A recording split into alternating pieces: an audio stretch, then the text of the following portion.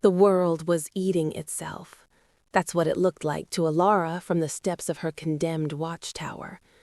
The great cascade wildwood wasn't burning. It was being erased. A wall of orange and black devoured the horizon, turning ancient pines into skeletons and the midday sun into a dirty, bloodshot eye. The air tasted of endings, ash, and despair. Alara's radio had died an hour ago, its last sputter a static-laced lie from her alpha, Jackson Vale.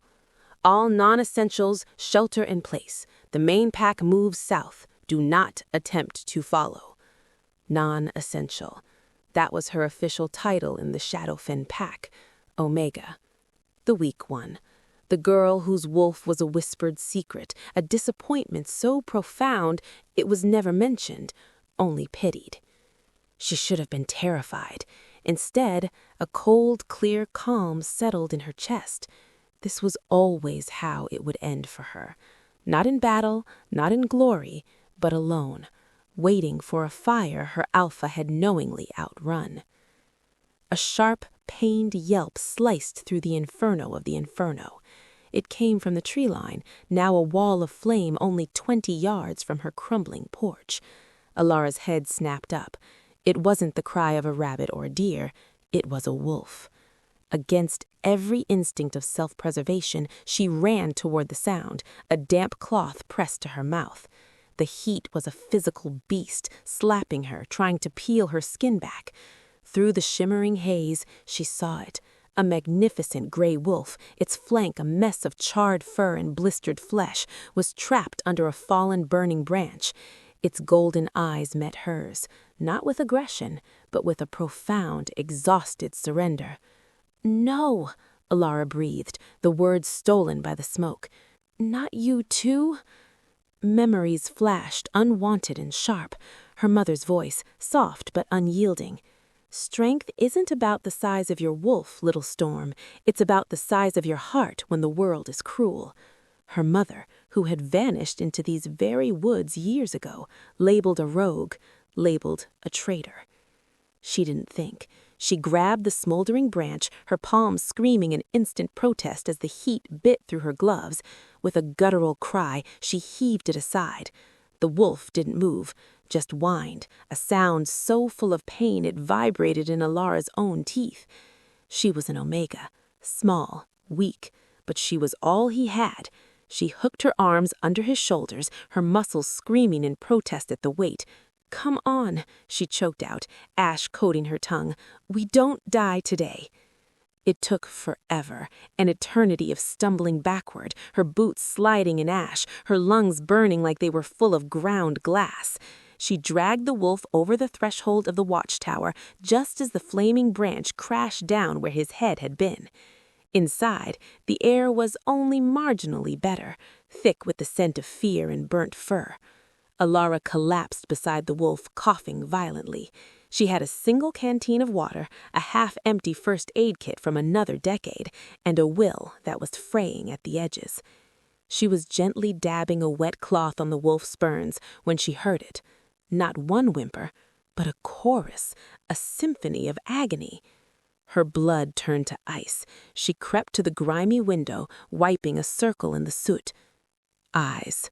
Dozens of them, reflecting the hellfire outside. Wolves stumbled from the dying forest, a procession of the wounded and the lost.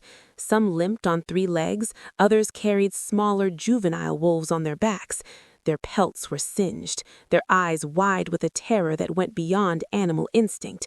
They were strangers, their scents complex and foreign, not Shadowfen. They were going to die right outside her door.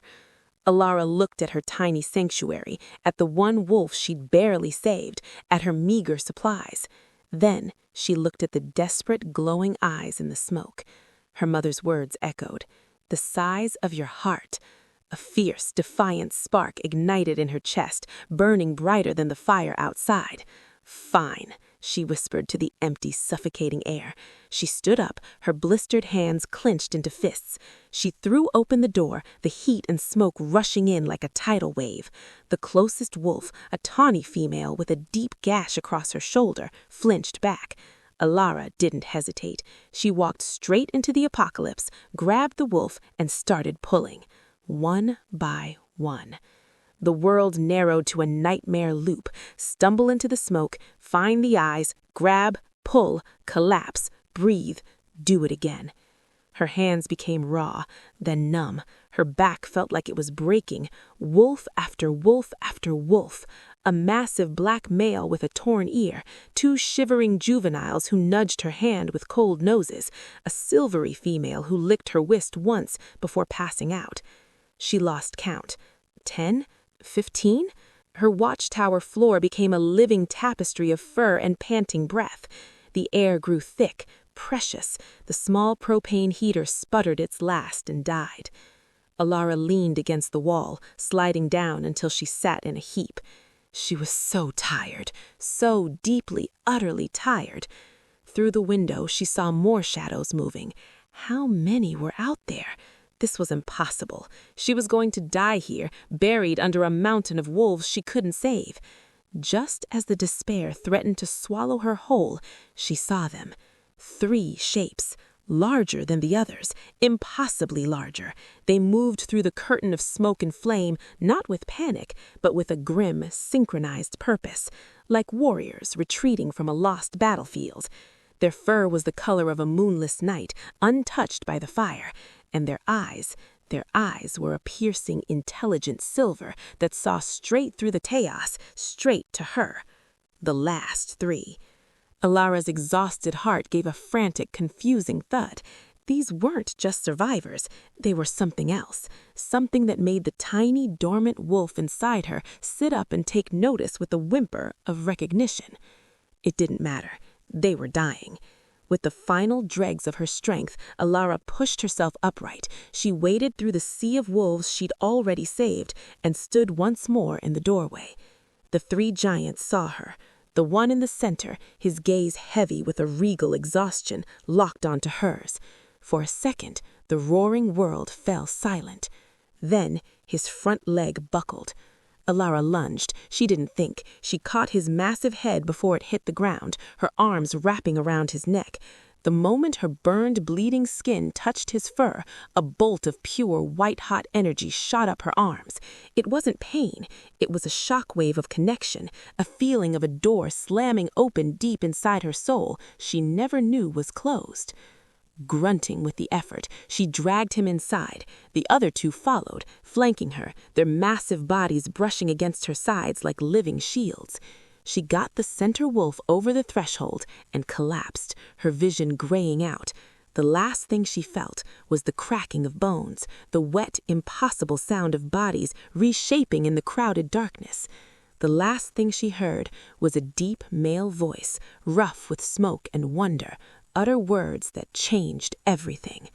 By the moons! It's her! Then nothing. Darkness was a comfort. It was quiet. It held no fire, no pain, no responsibility. But consciousness is a cruel tide, and it dragged Alara back to shore.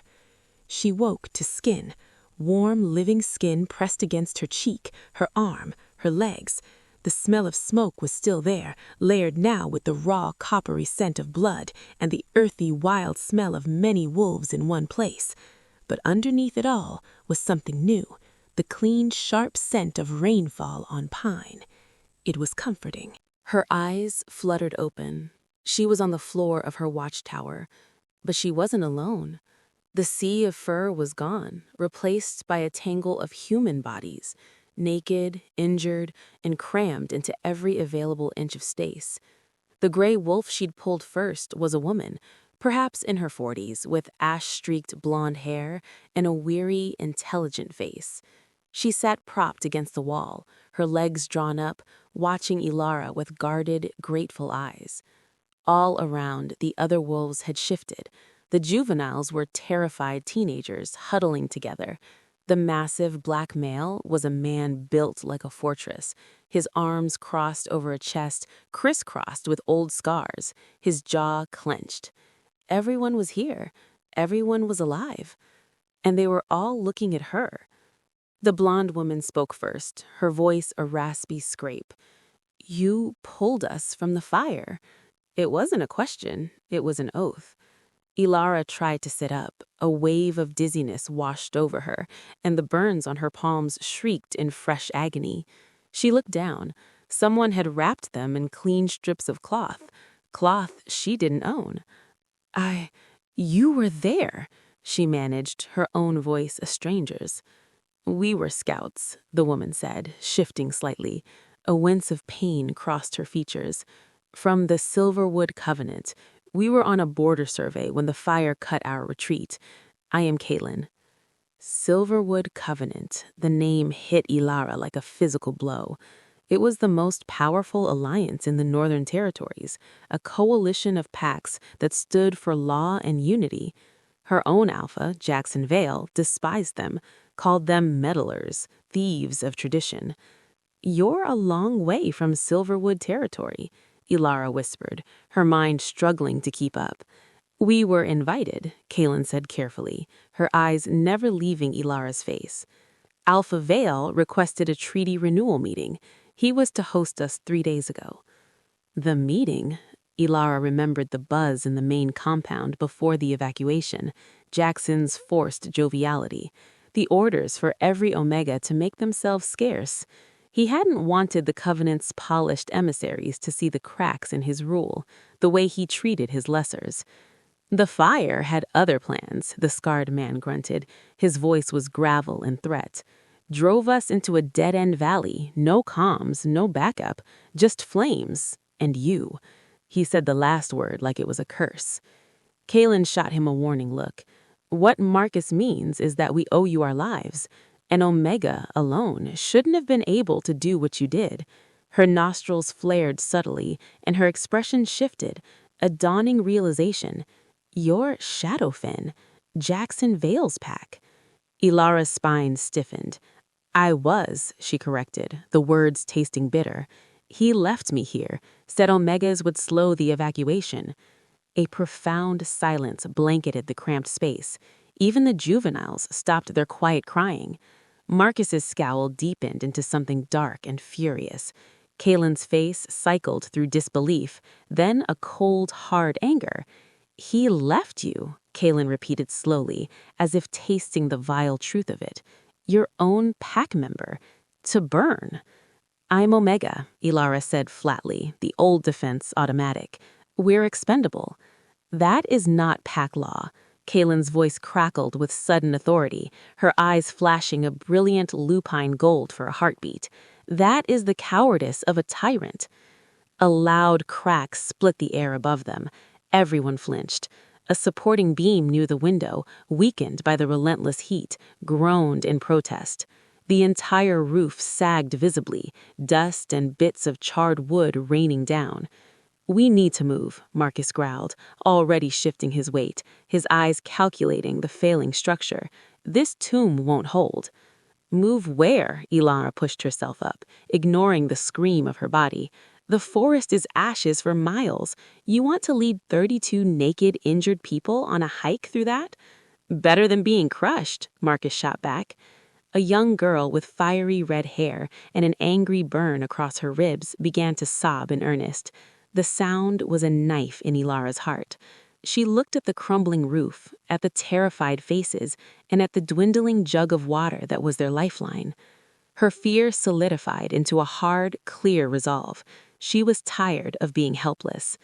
Everyone stays put, Ilara said, and her voice held a note she didn't recognize. It was low.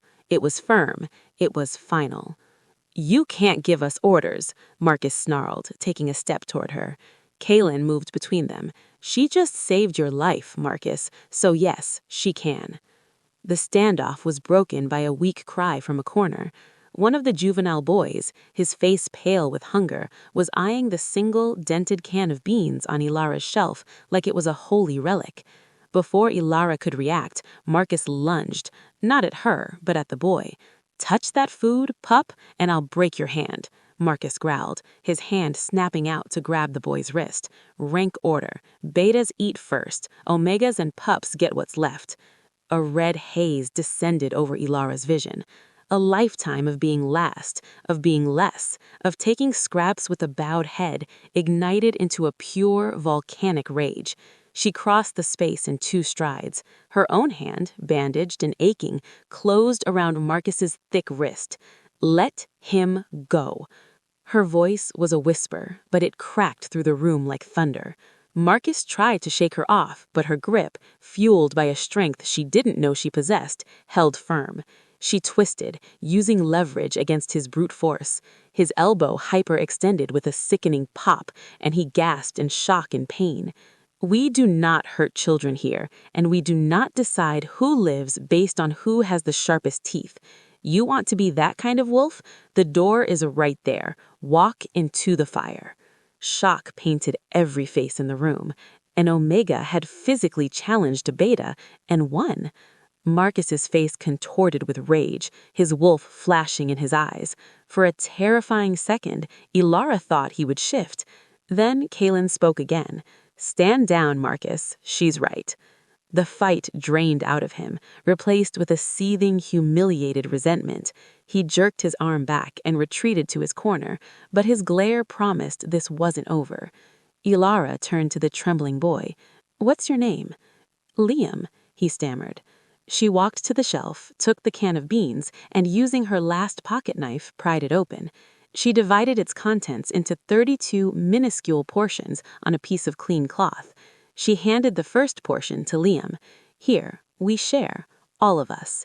It was a meager, almost insulting meal, but as the can was passed around and each person took their tiny share, something in the room shifted. The tension didn't vanish, but it transformed. It was no longer just about survival. A fragile, hesitant trust began to knit itself in the dark, smoky air. Kaelin moved to sit beside Ilara. "You have an alpha's courage. Jackson Vale must have been blind with fear to cast you out." Before Ilara could answer, a sound from outside froze the blood in her veins. Not the crackle of fire, but the heavy crunch of boots on ash. Many boots. And then a voice she'd known and feared since childhood, smooth as oil and just as poisonous, called out from right beyond the door. "Ilara? If you're still breathing in there, you'd better answer. My rescue team has finally arrived." Jackson Vale. The door, already splintered and weak, was pushed open. Jackson Vale filled the frame. He was every inch of a powerful alpha. Tall, broad, his dark hair silvering at the temples, his eyes a cold, assessing gray. He wore pristine outdoor gear, untouched by soot. Beside him, his mate Celine peered in with a viper smile, her auburn hair perfect. Jackson's gaze swept the room, taking in the huddled, injured Covenant scouts, the crumbling roof, and finally landing on Ilara. A flicker of surprise, then immediate, icy calculation. "Silverwood Scouts," he said, his voice dripping with false concern. "Thank the moon you're alive. My teams have been searching tirelessly." Then his eyes turned to Ilara again, paternal and condescending. "And my loyal Omega, I see you survived." The lie was so bald, so arrogant, it stole Ilara's breath. He'd left her to die, and now he stood there playing the savior. Kaelin stood, her posture rigid. "Alpha Vale, your Omega didn't just survive, she saved 31 lives after you abandoned her with orders to burn." Jackson's pleasant mask didn't slip. "A tragic miscommunication in the chaos, I assure you. Omegas often misunderstand under stress." His gaze turned to Ilara again, paternal and condescending. "You're clearly exhausted, child. Come, we'll get you to the compound." He reached a hand toward her. It was a command, not an offer. Ilara looked at that hand, the hand that had signed the order that condemned her. She looked at Kaelin's furious face, at Liam's terrified one, at the cracked ceiling of her prison-turned sanctuary. No. The word was quiet, but absolute. Jackson's eyes narrowed. "What did you say?" "I said no." Ilara lifted her chin, meeting his gaze for the first time in her life without looking away. "You don't get to erase what you did. You left me here to die. These people are my witnesses." A dangerous stillness came over Jackson. Celine's smile vanished. "You forget your place, little Omega." "Her place," a new voice interjected, "is under our protection." The voice came from the back of the crowded room. It was the voice Alara had heard in the darkness before she fell unconscious. Deep, resonant, and layered with an authority that made Jackson Vale seem like a petulant child. The sea of bodies parted, and the three figures who had been lying still in the shadows rose. They were men, but the word felt inadequate. They were like forces of nature given human form. Each stood well over 6.5 feet, muscles carved from marble and shadow. They were only simple pants, scavenged or borrowed, but they wore them like royal robes. Their hair was the same, jet black, their faces devastatingly, identically handsome, sharp jawlines, high cheekbones, and their eyes, those piercing, intelligent silver eyes. The three princes of the Silverwood Covenant, legends, cursed kings bound to a single throne. The one in the center, the one whose head she had cradled, took a step forward. His silver gaze pinned Jackson where he stood. "Alpha Vale," he said, and his voice was a glacier, beautiful, ancient, and utterly deadly. "I am Rylan. These are my brothers Caden and Finn." He didn't gesture to them. Their presence was a palpable force at his shoulders. "Your Omega is now under the direct protection of the Silverwood Covenant. We will be discussing your evacuation protocols when we reach your compound." Jackson's face went slack with shock, then flooded with a puce-colored rage. He had been prepared for a disobedient Omega. He was not prepared for 3 living myths standing in a hovel, claiming her. "You can't," Jackson sputtered. "We already have," the brother on the left said. His voice was a low growl, his body humming with a violence held in check by a thread. "She pulled us from your fire. That creates a life debt. Our law trumps your neglect." The brother on the right moved. He didn't walk to Alara. He seemed to simply materialize beside her. His movements were fluid, silent, unnerving. He looked down at her bandaged hands, his expression unreadable. "Can you walk?" he asked, his voice quieter but no less intense. Ilara's legs felt like water. She shook her head, a tiny, helpless motion. In one smooth movement, Caden was on her other side. Without a word, they each slipped an arm around her, lifting her weight effortlessly between them. It wasn't romantic. It was possessive, protective, final. Rylan never broke eye contact with Jackson. He said, "Provide transport for all of my people to your compound, now. Provide medical care, or I will broadcast to every pack in the Covenant how the Alpha of Shadowfen abandons his own and lies to the faces of kings." The threat hung in the smoky air, thicker than the ash. Defeated, humiliated, and simmering with a hatred so pure it was almost visible, Jackson Vale gave the slightest, stiffest nod. He turned on his heel and stalked out, Celine scurrying after him.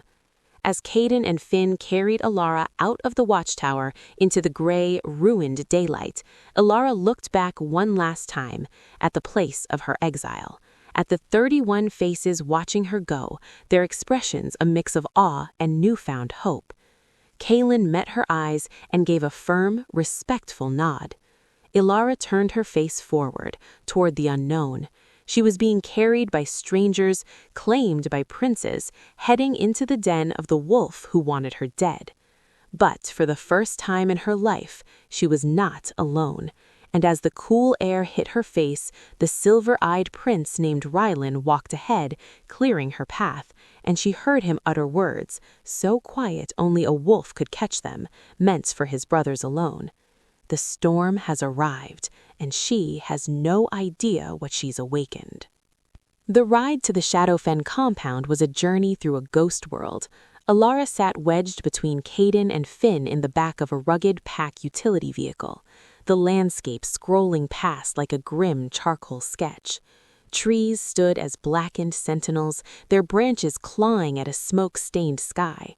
The air still carried the heavy, acrid perfume of destruction.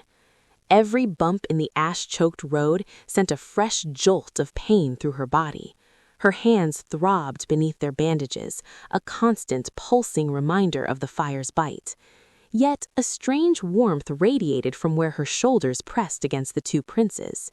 It wasn't just body heat, it was a steady, low-frequency energy, like the hum of a deep earth current. It soothed the raw edges of her fear, quieting the panicked flutter of her heart in a way that felt both alien and profoundly right.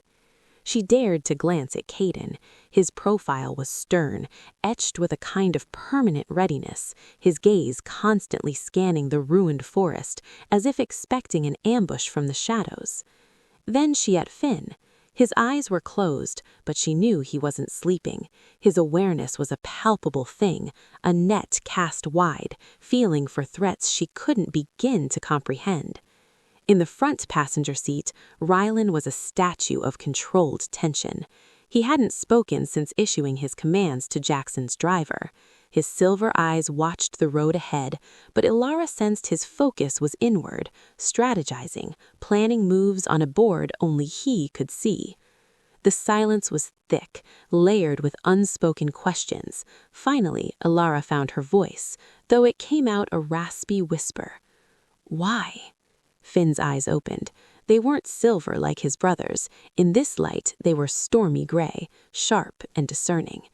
"Why what?" "Why did you do that? Claim me."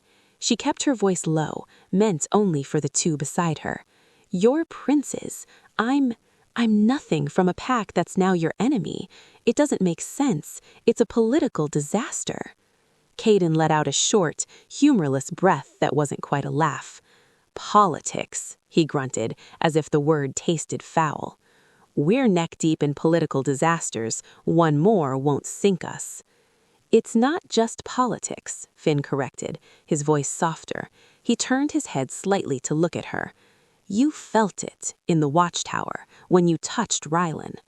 A flush of heat that had nothing to do with fever crept up Ilara's neck.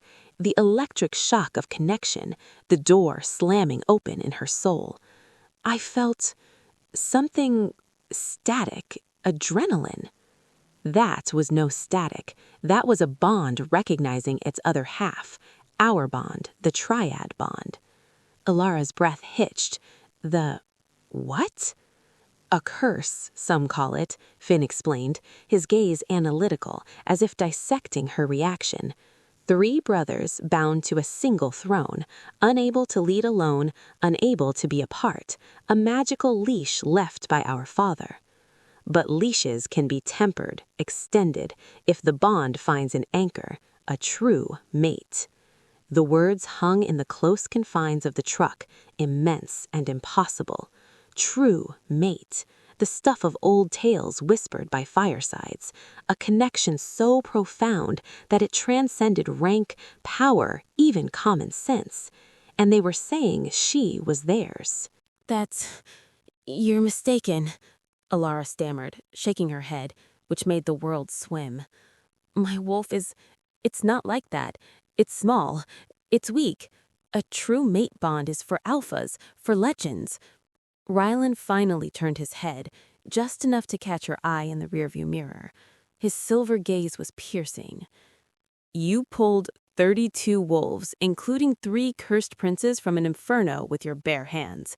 You stood between a beta and a child and commanded a room of warriors with a whisper. You define your own strength, Ilara, no one else." Before she could process that, the compound came into view. Shadowfin's heart was a stark contrast to the surrounding devastation. High, reinforced fences topped with silver-laced wire gleamed under security lights. Guard towers punctuated the perimeter. Inside, sturdy log cabins in a large central hall spoke of wealth and defensive paranoia. It was a fortress, built by Jackson to protect what was his and to keep the rest of the world out. As their small convoy of trucks rumbled through the main gate, Alara felt a lifetime of conditioned fear tighten its grip on her gut. This was the lion's den. Every face that turned to watch them pass was familiar. Beta enforcers she'd scurried away from, higher-ranking pack members who'd never acknowledged her existence. Their expressions were a uniform mask of shock, quickly hardening into suspicion and hostility as they saw her cradled between the two strange, formidable men. The truck stopped in the central clearing. Jackson was already there, waiting, his face a masterpiece of suppressed fury. Celine stood beside him, her smile now a brittle, painted-on thing. "Guest quarters have been prepared for the Covenant delegation," Jackson announced, his voice too loud, too hearty. "Our healers are standing by." Rylan was out of the vehicle first, a wall of imposing calm.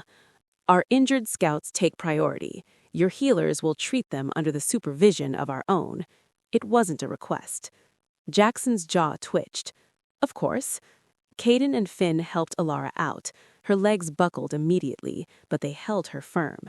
The sensation of dozens of hostile eyes boring into her was almost physical. She kept her gaze down, the old habit of submission rising instinctively. "Not anymore," Finn murmured, so softly only she could hear. His hand on her arm was steadying. "Look at them." She forced her head up. She met the gaze of Garrett, a senior enforcer who'd once accidentally tripped her, sending her dinner tray flying. She didn't look away. His eyes widened slightly, then flickered with confusion before he scowled and turned aside. A small victory, but it sent a strange, powerful thrill through her. They were led not to the Omega Barracks, a drafty, crowded bunkhouse on the compound's edge, but to a small, standalone cabin near the Alpha Lodge. It was simple but clean, with a proper bed, a wood stove, and real glass in the windows. For Alara, it was opulence. Kayleen and 2 other Covenant scouts were ushered into the cabin next door. "We'll be right here," Kaylin said, giving Alara a meaningful look before disappearing inside. The moment the door closed behind them, the tension in the prince's shoulders eased a fraction, but their alertness didn't waver. Caden immediately began a silent, thorough inspection of the room, checking windows, the stove flue, the locks. Finn guided Alara to sit on the edge of the bed. "Let me see your hands," he said. He unwrapped the bandages with a clinical gentleness. The burns were angry and blistered, but as he cleaned them with a cool, herbal-smelling salve from his own pack, Alara noticed something that made her stomach lurch. The random patterns of the burns were... A murmur rippled through the crowd. He let it build, then held up a hand for silence. "We all know the frailties of the Omega mind. The stress, the smoke. It can warp memory. Alara has always been delicate. Her connection to her wolf is tenuous. Is it any wonder she misunderstood orders given in the chaos of saving our pack?" He was so smooth, so believable. He was reframing her courage as hysteria, her survival as a misunderstanding. Alara took a deep breath. The scent of the princes, pine, frost, night air, steadied her. She lifted her voice. "I didn't misunderstand. You radioed me. Your exact words were, 'Omega, stay put. You slow us down. Burn if you must. We'll scrape your bones for rights.'" The hall went utterly silent. Jackson's smile was pitying. "A vivid imagination, fed by fear. Do you have proof of this transmission? A recording?" Alara's heart sank. The old radio. "No." "Convenient," Celine purred from the dais. "A serious accusation from a fragile girl with no proof." "We have proof." The voice was Kaylin's. She stood from a bench near the front, her fellow Covenant scouts rising with her. 31 proofs. We all heard the second transmission, when Alpha Vale tried to mark her dead after learning the princes were alive. We heard the lie in his voice. Jackson's mask slipped, revealing the snarling wolf beneath for a fleeting second. "Covenant scouts," he spat, "loyal to the kings who seek to undermine our pack. Their word is suspect." "And what of my word, Jackson?" A new voice, old and raspy but resonant with authority, echoed from the back of the hall. The crowd parted, and an elderly wolf leaning on a carved cane shuffled forward. Alara's breath caught. It was Orson, the former pack historian, the oldest living member of Shadowfen, a man who had disappeared from public life years ago, rumored to be quietly opposing Jackson's rule. Jackson looked genuinely stunned. Orson, this is not your concern. The truth is always my concern, Orson said, his milky eyes sweeping the room. I was monitoring the emergency channel that day, from my home, with a recorder. I have the transmission, every damning word of it. A gasp swept through the hall. Jackson went bone white. Orson's blind eyes seemed to find Alara, but there is more at stake here than one alpha's cowardice, isn't it, child? Show them your hands. Trembling, Alara lifted her hands, unwrapping the bandages. The silvery, intertwined wolf tail marks gleamed in the hall's light for all to see. A wave of shock rolled through the pack. Whispers of, "The mark," "Triad bond," "Moon touched," filled the air. Jackson stared, his face a grotesque mask of rage and dawning terrible understanding. He hadn't just abandoned an Omega. He had abandoned the prophesied true mate of the Silverwood Kings. Orson spoke again, his voice rising. The old texts of Shadowfen, the ones Jackson has locked away, speak of a storm Omega, one born small, marked by fire, who would unite what is broken and topple the unworthy from their thrones. He pointed a gnarled finger at Jackson. You knew the prophecy surrounded her mother, and you drove her sister away. You tried to extinguish the bloodline. The hall erupted into shouts and snarls. Jackson's own betas were looking at him with new, horrified eyes. In the chaos, Jackson did the only thing he had left. He embraced the villainy. Yes, he roared, his alpha power crashing through the hall, silencing everyone. Yes, I knew. Her mother was a threat. She is a threat. That prophecy would have undermined everything I built. So yes, I left her in the fire. And the fire itself? Huh, he laughed, a wild, unhinged sound. It wasn't an accident. I paid the rogue pack, the Bloodfang, to set it, to trap the Covenant scouts and wipe out the last of that wretched bloodline in one clean stroke. Confession. Complete and utter. The silence that followed was more terrible than any noise.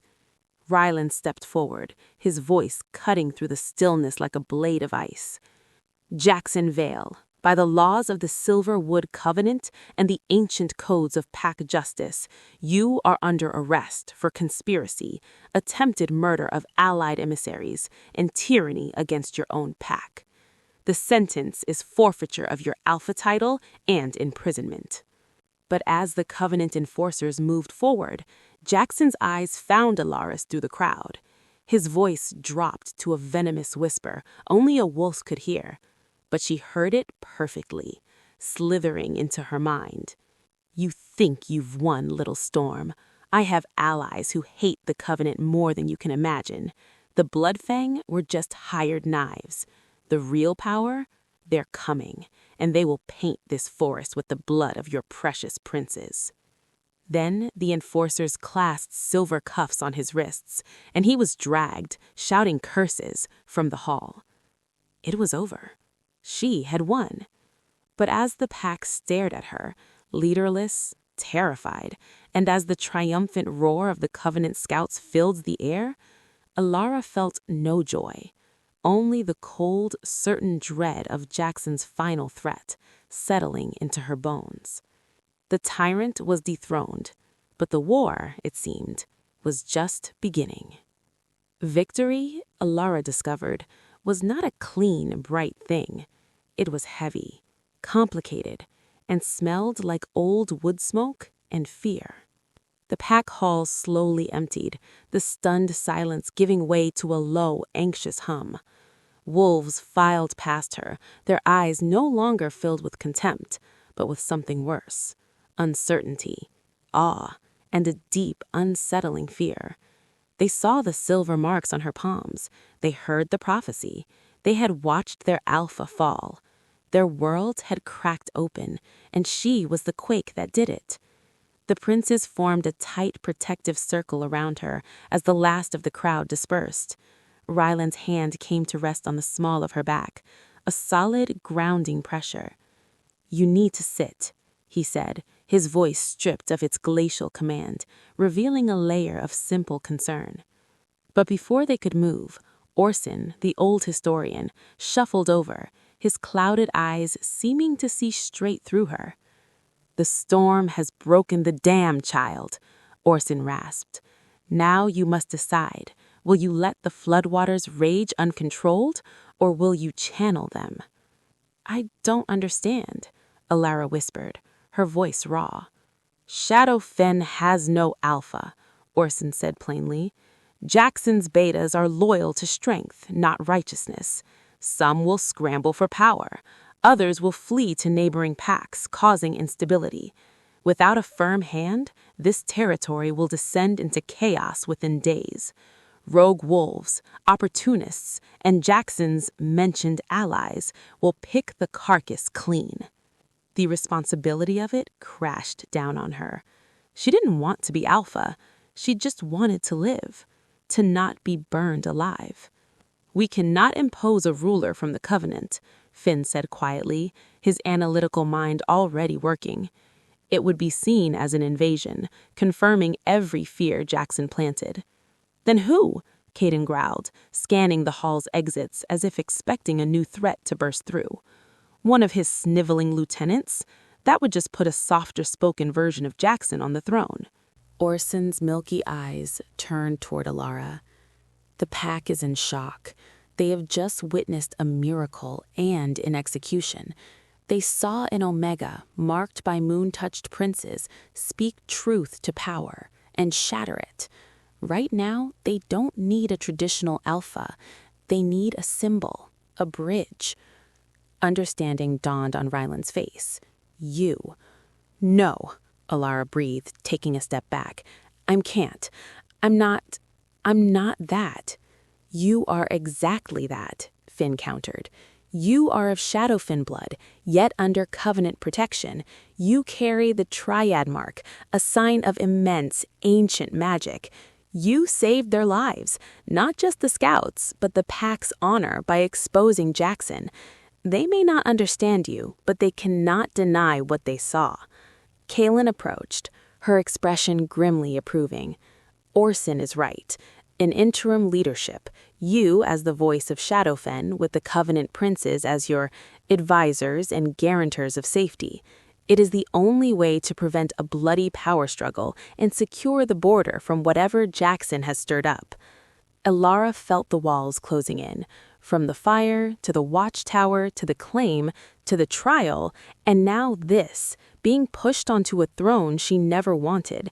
She looked at the faces around her. Orson's ancient certainty, Kaelin's strategic resolve, the prince's unwavering focus. They saw a solution. She saw a gilded cage. "I need air," she muttered, and before anyone could stop her, she walked out of the hall, away from the compound center, toward the tree line at its edge. The cool night air was a balm. She stood at the fence, looking out at the dark, wounded forest.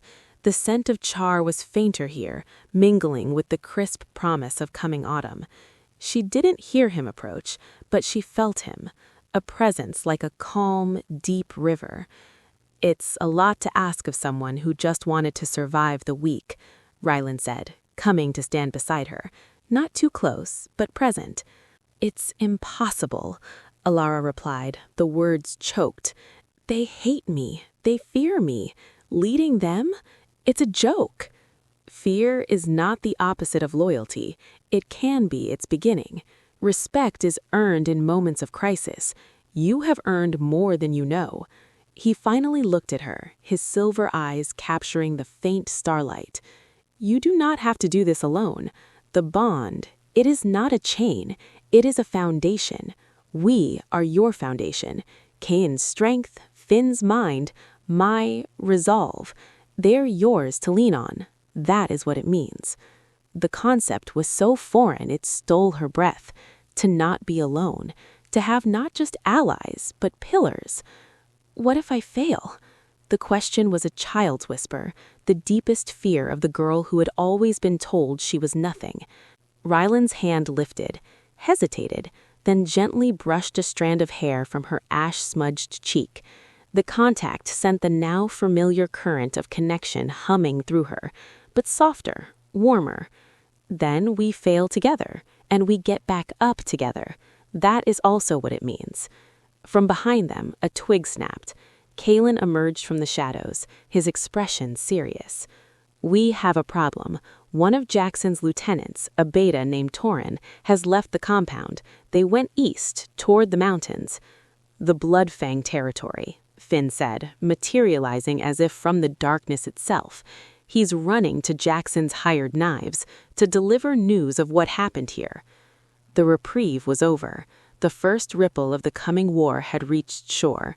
Ilara straightened her shoulders, the weight still there, but she felt Ryland's steady presence beside her, saw Kalen's readiness, felt Finn's calculating mind at work. A foundation. She turned to face them, the scared Omega gone, replaced by the woman who had faced a fire. Then we don't have time for doubt. What do we do first? A flicker of fierce pride crossed Ryland's face. First, we secure the pack. We call a gathering at dawn. You will speak to them, not as an Omega claiming a title, but as the one who saved their honor. You will offer stability, with covenant support, until a new Alpha can be chosen by their own traditions and laws. And Torin? Kalen asked, cracking his knuckles. We let him go, Finn said, a cold smile touching his lips. A messenger is useful. He will tell the Bloodfang that Shadowfen is not leaderless and weak. He will tell them she is here, protected. It will give them pause, and pause gives us time. Ilara took a deep, shuddering breath, the night air filling her lungs. She looked back at the compound, at the scattered lights, the sleeping, fractured pack that was now, somehow, her responsibility. At dawn, then, she said, and her voice did not shake. Dawn came cold and gray, washing the compound in a pale, unforgiving light. The pack gathered once more in the clearing before the hall, not by summons, but by a nervous, collective instinct. The air was thick with apprehension. Ilara stood on the wooden steps of the hall, the princes a step behind and to either side. She wore simple clothes, her bandaged hands held loosely at her sides. She felt 1,000 eyes on her, a pressure more intense than the fire's heat. She didn't know how to begin, so she began with the truth. My name is Ilara, she said, her voice carrying in the still morning. I was born in Shadowfen. For most of my life, I was taught that I was weak, that my wolf was a flaw, that my place was to be silent, to be last. She let the words hang, seeing heads bow in reluctant recognition.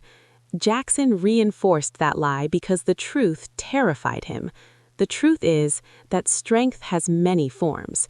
She lifted her hands, pulling back the cuffs to show the silvery marks. A collective intake of breath hissed through the crowd. I do not claim to understand these marks, or the prophecy Orson spoke of. All I know is what I did. When the fire came, I saw wolves, strangers, dying, and I helped. Not because I was strong, but because it was right. In doing so, I found a strength I didn't know I had, and I found allies. She gestured slightly to the men behind her. The Silverwood Covenant did not come to conquer. They came as guests and were betrayed. They stand with me now not to rule you, but to ensure the one who betrayed us all does not drag this pack into a war of his making. She took a step forward, her gaze sweeping over the sea of faces. Jackson is gone. The throne is empty. I am not your Alpha. I am a daughter of Shadowfen. And for now, until a new Lear can be chosen by your own traditions and laws, I will be your voice, with the Covenant as our guarantors of safety against the threats Jackson has unleashed. We will have order, we will have security, and we will have justice for all, not just the powerful." She stopped, her heart hammering. She had offered no grand promises, only stark reality and a fragile hope. The silence stretched. Then, from the crowd, a young mother holding a child stepped forward. It was Mara, an Omega like Ilara had been, often tasked with the dirtiest work. Her face was pale, but her eyes were clear. "My child was in the infirmary during the fire. Jackson's orders were to evacuate fighters first. The sick and young were to wait. They would have been left. You wouldn't have left them." It wasn't a question, it was a statement that resonated through the ranks of the less powerful, the overlooked. Then a grizzled older enforcer, one who had glared at her just yesterday, cleared his throat. "Torrin fled in the night, took weapons and loyalists. That's an act of treason against the pack, not just you. We can't be leaderless with wolves like that at our door." He looked at Ilara, then at the imposing princes behind her. His nod was curt, grudging. An interim voice, with strong backing. "It's not traditional, but neither is a fire-starting alpha. I'll follow, for now." It was the crack that broke the dam. Others murmured agreement. There was no cheering, no celebration.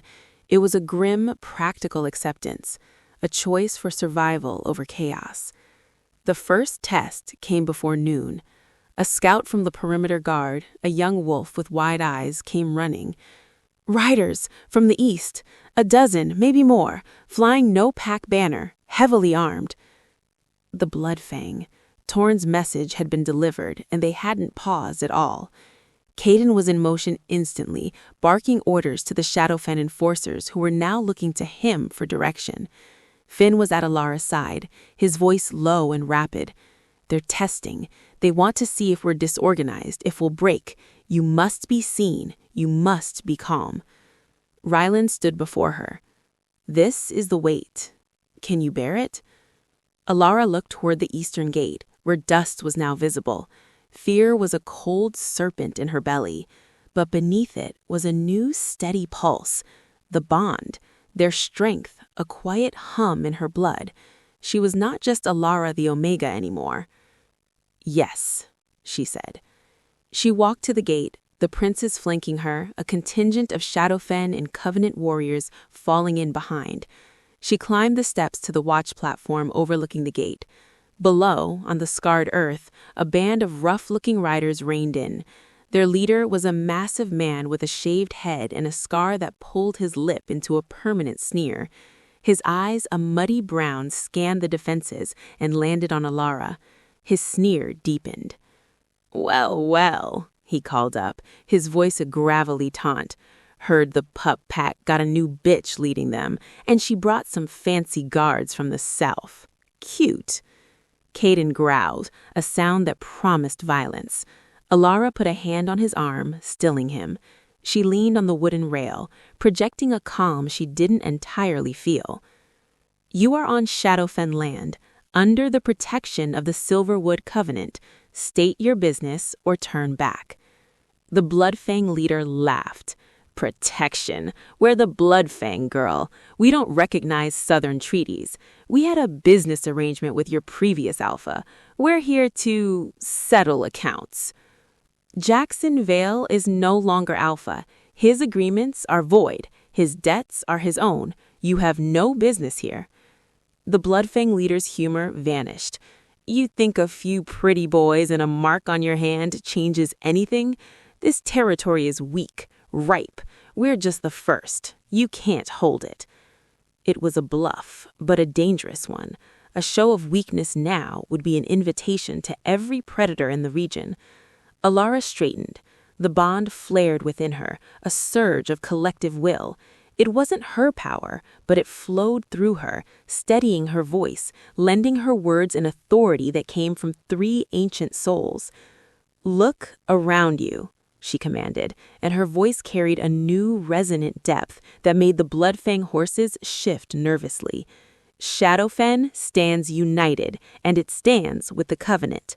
Your dozen blades are nothing against that wall. You are not the first threat we have faced this week. You will not be the last, but you can be the first to leave alive. This is your only warning." She didn't shout. She didn't snarl. The absolute, unshakable certainty in her tone was more terrifying than any threat. The Bloodfang leader looked from her to the stone-faced princes, to the ranks of now alert Shadowfen guards on the walls, their bows not yet drawn, but arrows nocked. He saw no fear, only readiness. He spat on the ground. "This isn't over, storm bitch. The ones Jackson promised us, they're coming, and they don't send warning shots." With a final, hateful glare, he yanked his horse's reins and led his band back the way they came, disappearing into the trees in a cloud of dust. A tense silence held for a long moment, then a ragged cheer went up from the Shadowfen guards on the wall. They had stood down a direct threat without a drop of blood spilled. Alara's knees threatened to buckle. Ryland's hand was instantly at her elbow, holding her up. "You were perfect," Finn murmured, approval in his eyes. Caden just nodded, a fierce grin on his face. Sent them running with their tails between their legs? But Alara heard the Bloodfang leader's parting words echoing in her mind. The ones Jackson promised us, they're coming. The test had been passed, but the warning was clear. The real storm was still on the horizon.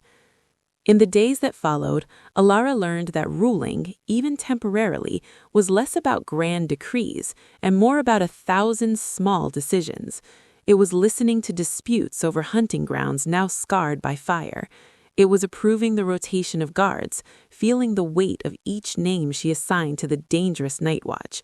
It was sitting with the pack's remaining elders, like Orson, to understand the nuances of border treaties with neighboring packs that Jackson had bullied or ignored. She held court in the main hall, not on the dais, but at a long table. Ryland sat to her right, a quiet source of strategic counsel. Finn to her left, deciphering complex histories and legalities from ancient texts. Caden stood near the door, a silent, intimidating symbol of the consequence of disorder. Her own understanding of the bond deepened. It wasn't a voice in her head. It was a harmony, a constant, subtle awareness of the three men. She could feel Caden's restless energy like a low thrum during long meetings, a desire for action. She could sense Finn's mind working, pieces of information clicking together like a silent puzzle. And Rylan was a steady, deep calm at the center, a north star in her newfound chaos. When she was unsure, a glance at him would bring a sense of clarity. When she was tired, Finn would wordlessly slide a cup of tea toward her. When frustration mounted, Caden's simmering readiness would remind her they could face any physical threat. One afternoon, she found herself in the archives with Finn and Orson, searching for any clue about the allies Jackson had hinted at. The room was dusty and smelled of old parchment. The Bloodfang are mercenaries, scum, but they are not a power. Jackson spoke of a real power. In these mountains, that could mean few things. "The Ironwood clan," Finn said, pulling a heavy, leather-bound ledger from a shelf. "Isolated, extremely traditional. They reject the Covenant as an abomination against the old ways of solitary pack rule. They have the numbers and the wealth to fund a rebellion. And a grudge," Orson added darkly. "Their alpha, Kalen Ironwood, challenged the prince's father for dominance decades ago. He lost. The humiliation festered. Alara's blood ran cold. A powerful, grudge-holding pack with an ideological hatred for the Covenant, now potentially allied with desperate, greedy rogues like the Bloodfang. It was a devastating combination. "We need to know for sure," she said. "We can't prepare for a shadow." "A scout," agreed Finn, "but it must be someone they wouldn't recognize. Not Covenant, not a known Shadowfen face." Alara looked at the map, at the treacherous mountain passes leading to Ironwood territory. A reckless idea formed. What about someone they would never expect, someone they would consider beneath notice? Finn's sharp eyes met hers. "You are not going." Not me, she said. Liam. The young Omega boy she had protected from Marcus. He was slight, quiet, and had an almost preternatural ability to move unseen, a skill born from a lifetime of avoiding notice. He's a child, Finn stated. He's a survivor, Alara countered, and he volunteered for perimeter scout duty. He knows the Eastern Woods better than anyone. He wants to prove himself, to help. She remembered the look of gratitude in his eyes. We give him a simple mission. Observe. See if there is traffic between the mountains and the Bloodfang's last known position. No engagement. He reports back in 3 days. It was a risk, but intelligence was our greatest need. Finn, after a long moment, nodded slowly. It is tactically sound, the unexpected choice. Liam, when asked, paled but stood tall, his chin trembling only slightly. For you, Lady Alara, for the pack. The title, Lady, startled her, but she saw the earnest determination in his eyes and simply clasped his shoulder. For all of us. Be a shadow. Come home. That night, a different kind of tension filled her. Letting Liam go felt like releasing a piece of her own heart into the dark. She paced the small cabin that served as her quarters. Rylan found her there. He didn't speak, just leaned against the doorframe, his quiet presence a beacon of support. What if I'm wrong? She whispered to the fire. What if I send him to his death for a piece of information? Leadership is the burden of choice, Rylan said, his voice soft. You chose based on logic, on his skills, and on his own courage. You did not command him. You allowed him to serve. That is the difference between you and Jackson. His words were a balm. She turned to face him, and the firelight, the harsh lines of his face softened. The silver of his eyes looked like molten metal. This bond, she ventured, the question she'd been too afraid to ask, finally surfacing. He pushed off the doorframe and took a step closer. It wants nothing. It is. It is a connection, forged by fate or magic or something older than both. It doesn't demand. It offers strength, insight, companionship, a belonging deeper than pack. He reached out, his fingers hovering just above the silvery mark on her right palm. The hum that always lived under her skin flared into a gentle, warm song. It wasn't electric shock, but a resonance, a feeling of pieces slotting perfectly into place. In that quiet moment, with the fire crackling and the weight of the pack on her shoulders, Alara didn't feel like a pawn of destiny or an imposter on a throne. She felt seen, understood. A bond didn't need kisses. It needed moments like this, a silent understanding in a shared firelight, a touch that spoke of unwavering support. The moment was shattered by a frantic knock. Caden entered, his face grim. Perimeter breach, west side, single wolf, wounded. It's Kalen's second in command, Gavin. He was on a patrol to the northern border with 2 others. He's the only one who came back. The reprieve was over. The war had just sent its first bloody messenger. Gavin lay on a cot in the infirmary, his face gray with pain and loss.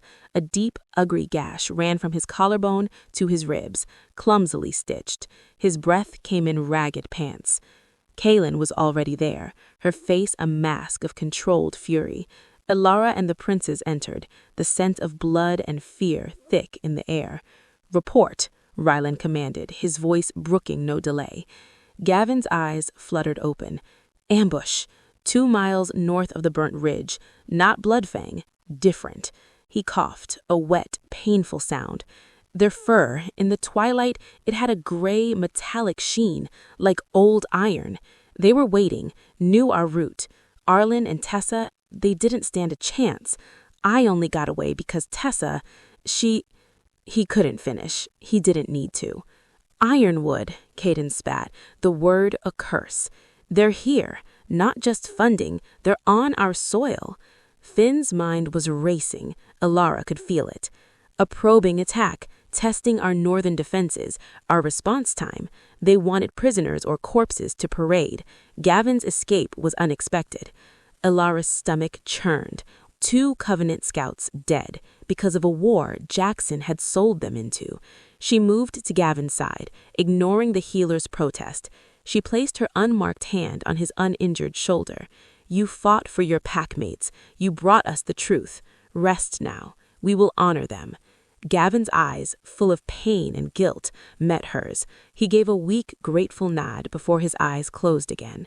In the command room, a converted storage room now covered in maps, the mood was dark. They've crossed the border, Kaelin said, jabbing a finger at the map. That's an act of war. We must retaliate, show strength.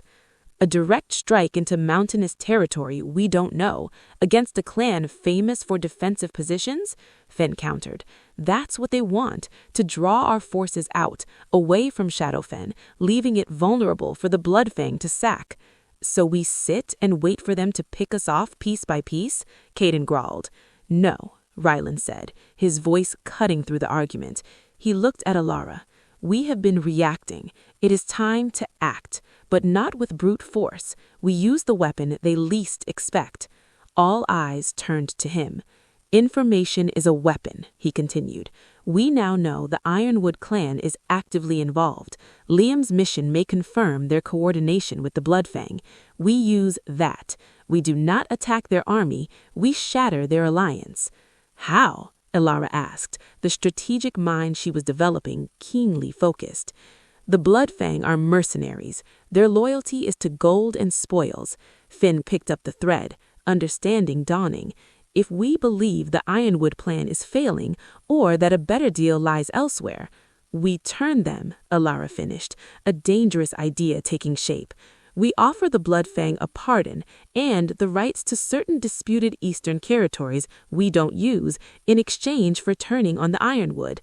They get land instead of fleeting gold. We remove a blade from our back and point it at our enemy's throat. Kaelin was stunned. Then a slow, fierce smile spread across her face. It's brilliant and ruthless. Jackson could never have thought of it. He only knew how to break things, not how to weave. It's a gamble, Caden said, but he was nodding. The Bloodfang leader is proud. He might not bite.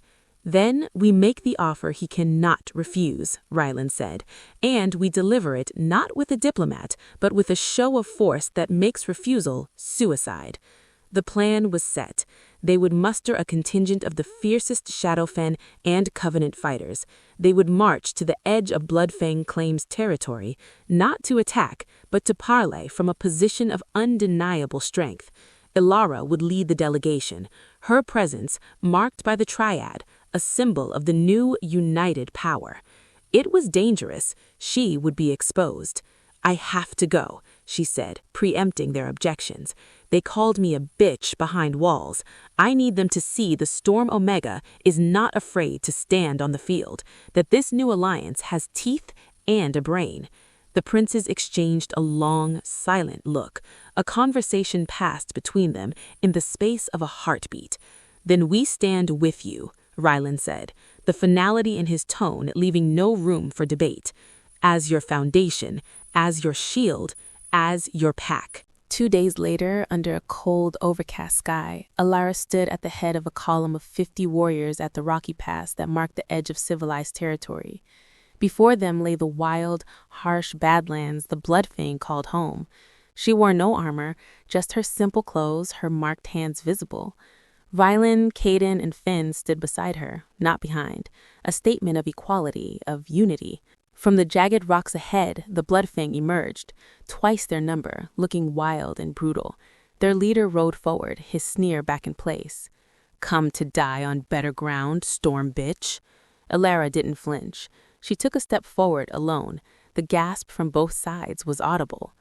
I've come to offer you a choice, she called out, her voice clear and steady, carrying on the thin mountain air. You can die as Ironwood's pawns in a war you won't win, or you can live as free wolves with your own territory. The leader laughed, but it was uncertain. Our own territory? In exchange for what? Licking your boots? In exchange for turning away the Ironwood host when it comes down from the mountains, she said. We know of their plan. We are ready. Their defeat is inevitable. You can be crushed between our wall and their mountain, or you can step aside, and when the dust settles, the eastern valleys beyond the Black River will be yours, recognized by Shadowfen and the Covenant. No more renting your blades. A home. The offer hung in the air, stark and shocking. The Bloodfang wolves murmured amongst themselves. Land. Permanence. It was the dream of every rogue pack. The leader's eyes narrowed, calculating. And if we say no? From the tree line behind Alara, a horn sounded, and from the shadows emerged not more warriors, but the silent, deadly forms of 24 Shadowfen archers. Arrows knocked, and 24 Shadowfen fighters with silver-tipped spears, materializing as if from the earth itself. A hidden force, now revealed. Finn's tactical masterpiece. "Then you say no to that," Alara said simply, gesturing to the unveiled might at her back. "And your story ends here, today." It was not a negotiation, it was an ultimatum wrapped in a gift. The Bloodfang leader looked from Alara's unyielding face to the deadly princes, to the revealed army, to the hungry, hopeful faces of his own men. He saw the future Jackson had sold him, death for another clan's glory, and he saw the future Alara offered, survival and a legacy. His shoulders slumped, the fight draining out of him. He was a bully, not a fool. "The Eastern Valleys," he grunted. "Sworn and sealed?" "By my mark and the word of the Silverwood Crown," Alara vowed. He spat on the ground again, but this time it seemed ritualistic. "The Ironwood host moves at the next new moon. They won't find friends here." He wheeled his horse around. "Bloodfang, we're done here." As the rogue wolves melted back into the Badlands, a wave of pure, staggering relief washed over Alara. They had done it. They had turned the tide without a single life lost. Caden let out a low chuckle. Finn allowed himself a small, satisfied smile. Ryland's hand came to rest on her shoulder, his touch speaking volumes. But as they turned to march home, a lone, frantic wolf emerged from the southern trail, shifting mid-stride into a breathless, terrified Liam. He stumbled to Alara, his clothes torn, his face etched with a horror deeper than anything she'd seen yet. "Lady Alara," he gasped, falling to his knees. "The Ironwood, they're not just coming with an army." He looked up, his eyes wide with a terror that went beyond battles and borders. "They have a witch, and she's carving a path straight for us with magic that breaks the world." The word hung in the sudden frigid silence of the command room. Witch. Liam's terror was a living thing infecting the air. Alara helped the trembling boy to a stool, her own hands cold. Orson, who had been studying old texts, went very still. "Speak, child," Ryland commanded, his voice a lifeline of calm in the rising storm of fear. Liam gulped air. "I followed the trail east, like you said. I saw the Bloodfang meeting with a large war party. Their armor was gray, like dull iron, but behind them, near the old standing stones at the mountain's foot," he shuddered. "There was a woman. She wasn't in armor. She wore dark robes. She put her hands on one of the giant stones, and it melted. Not like fire, but like it was made of sand. It flowed at her command, shaping itself into an animal, a wolf of living rock, and it moved." Finn's analytical mind seized on the detail. "Geomancy. Earth magic. It's a lost art. The Ironwood clan's founders were said to have pacted with the spirits of the mountain." "A pact that demanded a price," Orson rasped, his blind eyes seeming to see the ancient horror. "The legends say they bound a shaman's spirit to the stone, creating a line of guardians cursed to serve the Alpha's line. A witch of the deep stone. If she is awake, then Kaelin Ironwood has unleashed the clan's oldest, most forbidden weapon." Kaelin slammed a fist on the table. "Magic or no magic, stone breaks. We'll break it." "An army of stone wolves, Caden." Finn's voice was sharp. "Our arrows will shatter. Our swords will dull. She can reshape the very ground we stand on, collapse passes, raise walls. This changes everything." Alara's mind raced, the strategic victory over the Bloodfang now feeling hollow. They had outmaneuvered the knife, only to find a cannon aimed at them. What is her weakness? Every magic has a cost. Every bond has a limit. Orson's wrinkled face turned towards her. "The old tales are vague. The witch's power is tied to the heart of the mountain, to specific ritual sites like the Standing Stones, and, it is said, her magic is fueled by silence, by the stillness of the earth. Chaos, loud, discordant noise, the clash of wills not of stone, but of spirit. These things can disrupt the connection. Noise? Kaelin asked, skepticism warring with desperation. Not just any noise, Finn mused, pacing. Specific resonant frequencies can shatter stone, and a will stronger than her focus, the bond. He stopped, looking at Alara, then at Rylan and Caden. Our bond is a force of 3 united wills, a harmony. What if we can create a discord strong enough to shatter her control?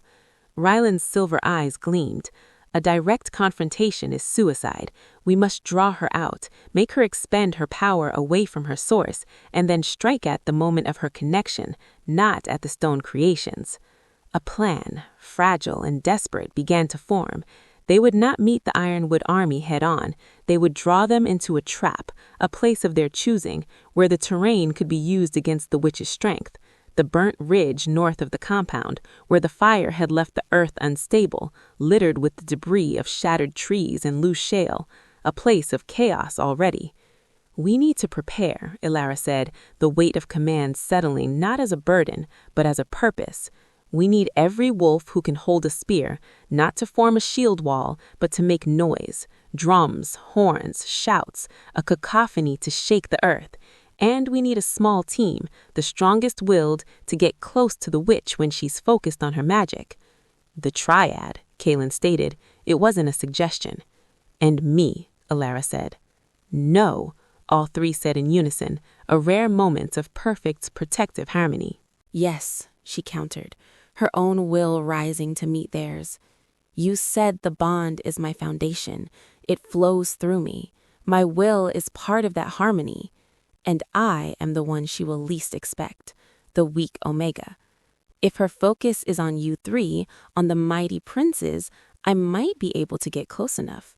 Orson said the clash of wills. She expects alpha strength. She won't expect mine. It was a terrifying logic. Rylan looked at her, a war of fear and pride in his eyes. Finally, he gave a single, slow nod. Together. As it was meant to be. The next 2 days were a frenzy of grim preparation. The pack forged no new swords. They built great wooden frames stretched with cured hides, drums. They gathered horns, pots, pans, anything that could clang and clamor. The strategy was not battle, but disruption.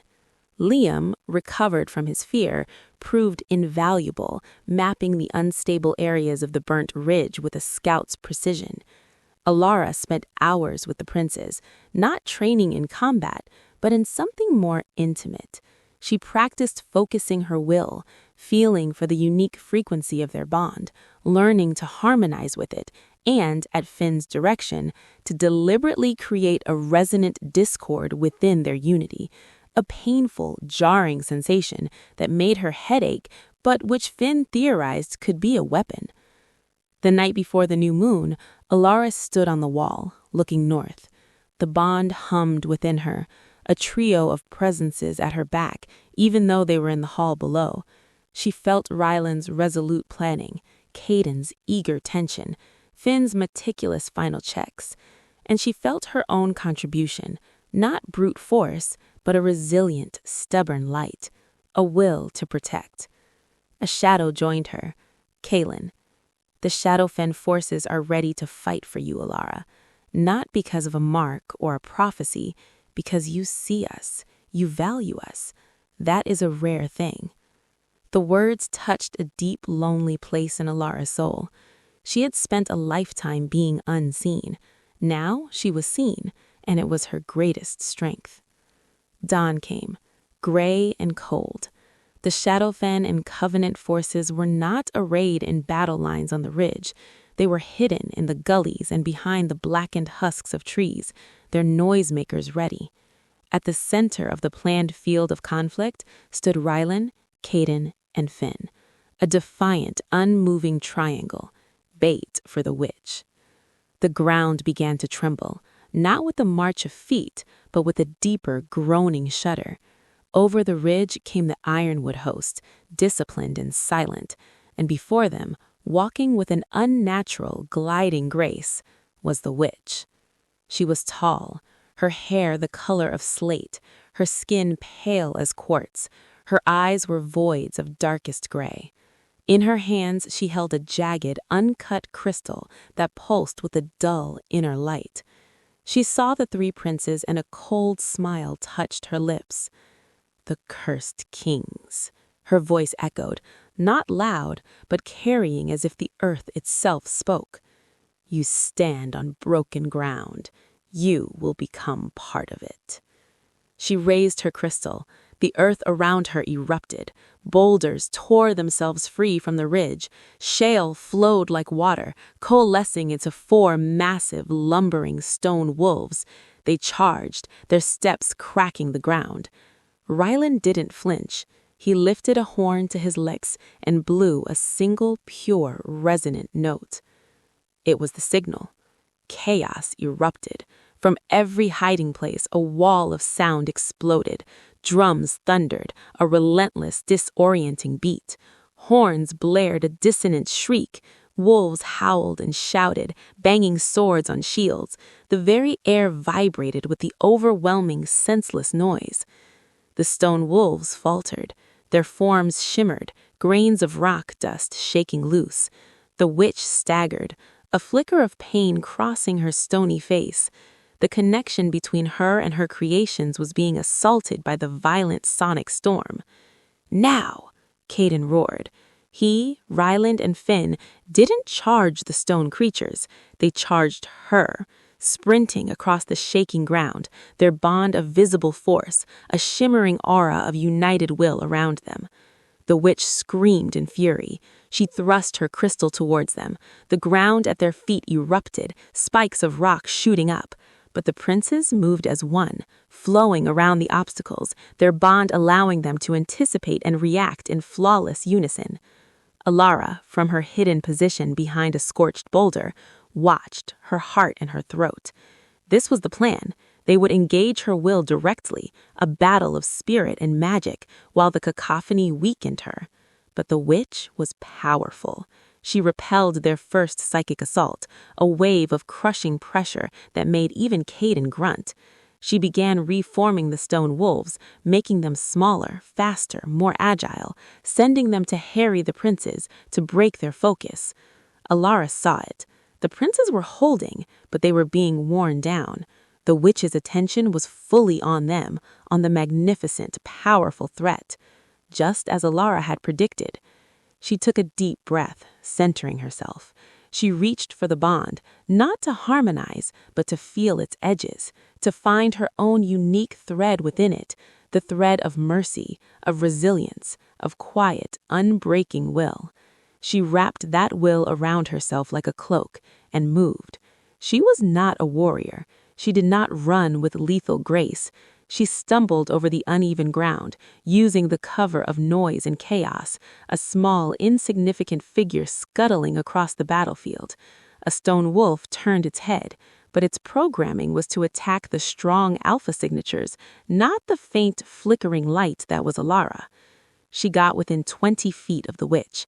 She could feel the oppressive, silencing magic, a vacuum of sound and life. It was trying to crush her spirit, to tell her she was nothing. Alara thought of her mother, of the wolves in the watchtower, of Liam's trust, of Ryland's faith. She planted her feet on the broken earth, raised her marked hands, and did the only thing she could. She sang. It was not a song of words. It was a raw, pure note pulled from the very core of her being, from the place where her small, steadfast wolf lived. It was a song of survival, of hope, of a will that refused to be silenced. It was the exact opposite of the witch's power. The single, clear note cut through the discordant noise and the witch's silent magic like a knife. The witch's head snapped around, her void-like eyes widening in shock. For a fraction of a second, her control wavered. It was all the triad needed. Rylan, Caden, and Finn, their wills united into a single spear point of defiance, thrust their combined mental force at her, not as three separate attacks, but as one devastating focused blow, amplified by the discordant energy of the battlefield and pierced by the purity of Alara's song. The witch screamed, her crystal in her hands shattered with a sound like a mountain breaking. The stone wolves crumbled into inert rubble. The earth stopped moving. The witch fell to her knees, her connection severed, her power broken. The silencing vacuum vanished, and the triumphant roar of the pack surged forward, now engaging the stunned, witchless Ironwood army. Alara stood, panting, her whole body trembling. Rylan was suddenly there, his hands on her shoulders, his eyes scanning her for injury. Caden stood guard before them, snarling at any Ironwood soldier who came near. Finn was already directing the cleanup, the battle turning into a rout. The witch looked up at Alara, her gray eyes now just tired, old. "The song," she whispered. "The heart of the mountain used to sing like that." Then the Ironwood Alpha, Kalen, a grizzled giant with fury in his eyes, saw his ultimate weapon defeated. With a roar of rage, he turned and fled, his army breaking and scattering after him into the mountains. The field was won. Alara looked at the princes, at the cheering pack, at the shattered crystal. They had faced magic with unity, noise, and an Omega's song. The war, it seemed, was over. Victory, the second time, was quieter. It was the exhausted slump of shoulders after adrenaline faded. It was the somber task of gathering the wounded, fewer than feared thanks to their unorthodox strategy, and the respectful burying of the dead on both sides. The Ironwood host had fled in disarray, their myth of invincibility shattered along with their witch's crystal. Scouts reported they had retreated deep into their mountain fastness, licking their wounds.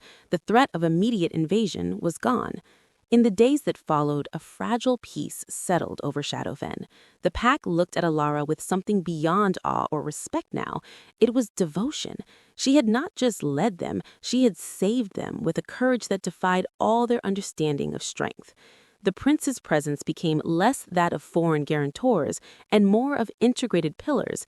Caden worked with the enforcers, drilling them in new cooperative tactics. Finn and Orson pored over the recovered shards of the witch's crystal and the ancient texts, seeking to understand and neutralize the magic permanently. Rylan was constantly at Alara's side, not as a guard, but as a partner, helping her navigate the complex work of rebuilding a pack whose very soul had been poisoned by tyranny. One evening, a week after the battle, a formal delegation arrived from the Bloodfang. His leader, his sneer replaced by a wary, formal gruffness, stood in the main hall. He placed a rough map on the table, outlining the eastern valleys.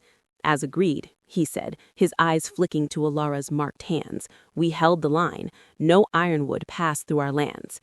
"And, as agreed," Alara replied, her voice firm but fair, "the eastern valleys beyond the Black River are yours, under covenant recognition. You will abide by the border laws. You will not raid. In return, you have a home, and our protection from ironwood reprisal." It was a tense moment. The rogue Alpha looked at the map, at the promise of stability, then gave a sharp nod. Agreed. It was the birth of a tense but legitimate neighboring pack. After they left, Alara felt a chapter close. The immediate external fires were out. But the internal fire, the bond that hummed within her, was growing warmer, brighter.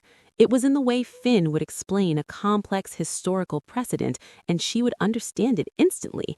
It was in the way she could sense Caden's restlessness from across the compound and send a calming thought his way, feeling his surprise and then his grateful acceptance.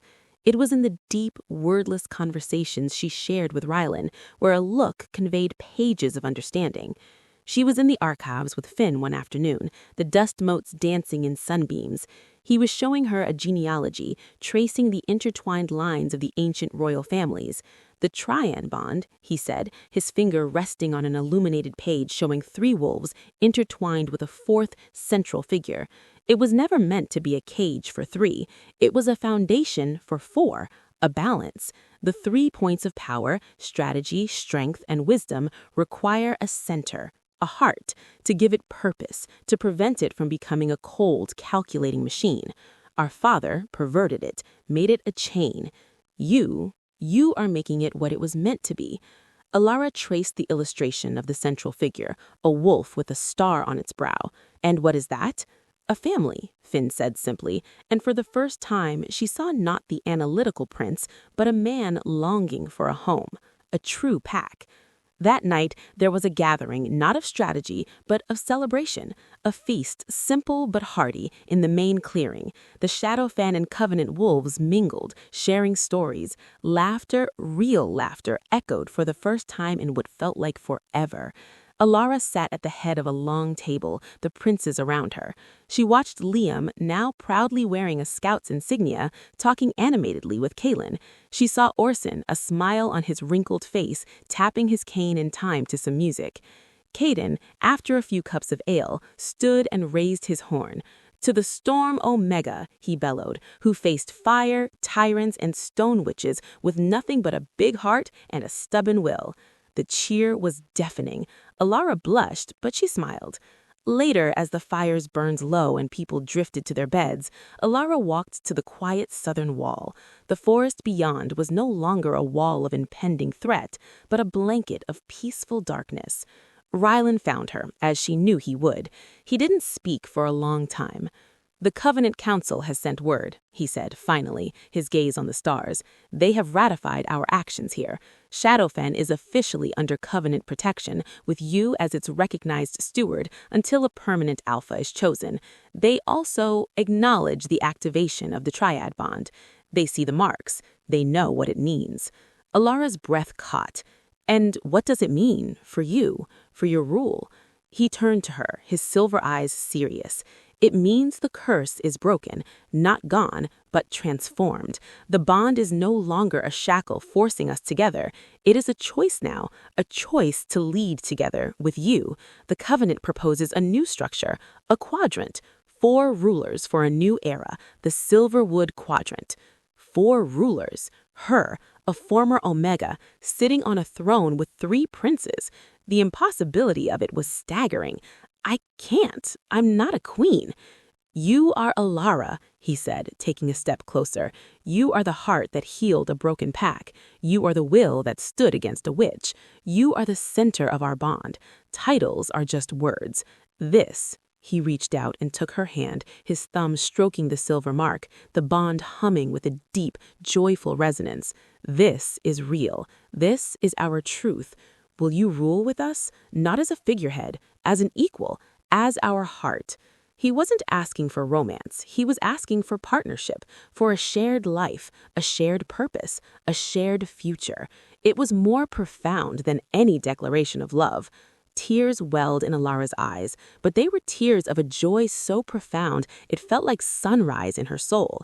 She looked at his earnest face, felt the supportive, eager presence of Kaden and Finn in the bond, even though they were across the clearing, giving them this moment. She squeezed his hand, the bond singing a perfect, harmonious chord. "Yes," she whispered, "as an equal, as your heart, as your family." In the quiet under the stars, with a scent of pine and peace in the air, a new kingdom was born not from conquest, but from a rescued wolf, a merciful heart, and a bond that turned a curse into a blessing. The news spread like spring melt through the territories. The Storm Omega, the true mate of the Triad, was to be crowned as the 4th ruler of the newly formed Silverwood Quadrant. Shadowfen would become the new northern capital, a symbol of unity and renewal. Preparation for the coronation was a whirlwind, but a joyful one. Carpenters repaired the main hall, not as a fortress, but as a place of gathering, with a round table at its center instead of a solitary dais. Tailors worked on simple but elegant tunics for the new rulers, deep green for Rylan, charcoal gray for Kaden, storm blue for Finn, and a soft silver gray for Alara, embroidered with the intertwined symbols of their 4 wolves.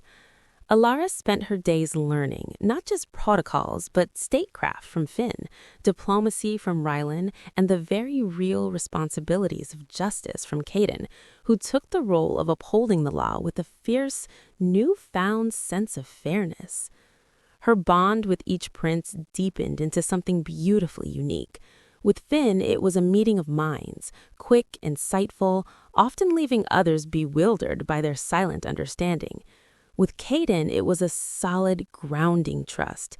He was her unwavering shield, and she was her calming anchor. With Rylan, it was the deep, quiet core.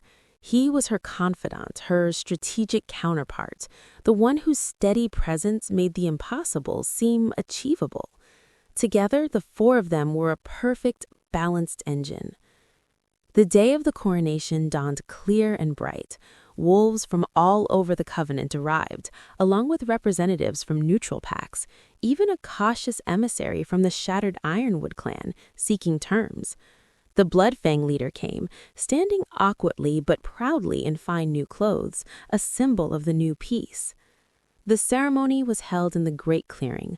Orson, representing the old ways, and Kaelin, representing the Covenant's strength, stood together as officiants. Alara stood with the three princes before the assembled multitude. Her heart was calm. This was not an end, but a beginning. Orson's aged voice carried. We gather not to crown tyranny, but to celebrate unity, to witness the joining of four hearts, four wills for the good of all. He turned to the princes. Rylan, Caden, Fing, you were bound by a curse and have transformed it into a covenant of brotherhood. Do you accept Alara as your equal, your heart, and your co-ruler in all things? In unison, their voices strong and clear, they answered, We do. Then Kaelin addressed Alara. Alara, daughter of Shadowfen, Storm Omega, heart of the Triad, you have proven that true strength is mercy, courage is compassion, and leadership is service. Do you accept these brothers as your family, your foundation, and your partners in ruling with wisdom and justice? Alara looked at the three men beside her, at Rylan's proud smile, Kanan's fierce nod, Finn's gentle, approving gaze. She felt the bond, a vibrant, living tapestry of connection and purpose. I do, she said, and her voice carried to the farthest wolf on the hill. Then, instead of a crown, Orson and Kaelin presented them with four simple, interlocking silver bands, each etched with the combined sigil. They placed them on each other's right hands, the marked hands. As Rylan slipped the band onto Alara's finger, over the silvery wolf-tail marks, a visible pulse of soft light emanated from the four of them, a gentle wave of warm energy that washed over the crowd, bringing gasps of awe and a profound sense of peace. The Silverwood Quadrant was born. The celebration that followed was legendary. There was music, dancing, feasting. Alara danced with Caden, who was surprisingly graceful, and with Finn, who led with precise, elegant steps. Her dance with Ryland was slower, a simple swaying in time to a quiet song, a moment of perfect, quiet understanding amidst the joy. As night fell and the festivities continued, Alara slipped away for a moment of quiet, climbing to the now repaired watchtower on the wall. The view was different now. The forest was healing, green shoots pushing through the ash. Light sparkled in the compound below, full of life and hope. The three princes found her, as she knew they would. They stood together, four silhouettes against the starry sky, looking out at their kingdom. It's beautiful, Alara whispered. It is, Rylan agreed, his shoulder brushing hers. And we get to protect it, Caden said, satisfaction in his voice. Together. And build it, Finn added, into something the legends will speak of for ages. Alara smiled, leaning slightly into the solid, loving presence of her three pillars. The lost Omega was gone. The hunted girl was gone. In her place stood Alara, steward of Shadowfen, heart of the Quadrant. She had pulled wolves from a fire and found her family. She had faced down tyrants and witches and found her strength. Her story wasn't about becoming a queen. It was about coming home. And as the first hopeful notes of a new song began in the clearing below, she knew their story, their happy ending, was just beginning. The first moon of the Quadrant's rule passed in a blur of purposeful activity. Peace was not a passive state. It was a thing to be built, day by day, decision by decision. The round table in the great hall became the kingdom's true heart. There, Alara, Rylan, Caden, and Finn met every morning, their 4 chairs positioned with no head, only equality. Alara's unique perspective, born from a life on the margins, became their greatest asset. When Finn presented a complex trade proposal with a neighboring pack, it was Alara who asked, "But how does this affect the Omegas who card the wool? Will they see any of the benefit or just more work?" The question halted the discussion, leading to a fairer, more sustainable agreement. When Caden advocated for a strict new perimeter patrol schedule, Alara pointed out the strain it would put on parents with young pups. Together, they devised a rotation that honored family time, which in turn boosted morale and loyalty among the enforcers. Rylan handled the broad strategy, the diplomatic letters, the long-term vision of a united, prosperous territory. But he consulted Alara on every point, valuing the intuitive, compassionate lens she brought to statecraft. She was not just her equal in bond, she was her equal in counsel, and the respect between them deepened into an unshakable trust. The physical marks on her palms, the intertwined wolf tails, began to subtly change. Thin, graceful lines extended from them, tracing up her forearms like delicate veins, a permanent, beautiful testament to the growing, living bond. They no longer carried a shock, but a constant, warm hum, a reminder that she was never alone. One afternoon, she was in the healing wards, as had become her habit, visiting the last of the injured from the Ridge battle. She sat with Gavin, whose wounds were healing well.